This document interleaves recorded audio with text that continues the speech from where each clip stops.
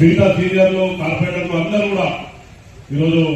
ప్రజల పక్షాన భారతీయ జనతా పార్టీ అండగా ఉంటుందని చెప్పి ప్రజల పక్షాన పోరాటం చేయడానికి ఈరోజు ఈ నిరసన కార్యక్రమాన్ని చేపట్టినందుకు నేను వారందరినీ కూడా అభినందిస్తూ ఈ కార్యక్రమాన్ని ముఖ్య అతిథిగా చేసినటువంటి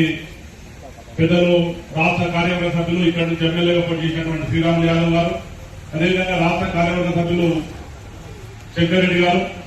అదేవిధంగా అసెంబ్లీ కమిషనర్ దేవేంద్ర రెడ్డి గారు, మిగతా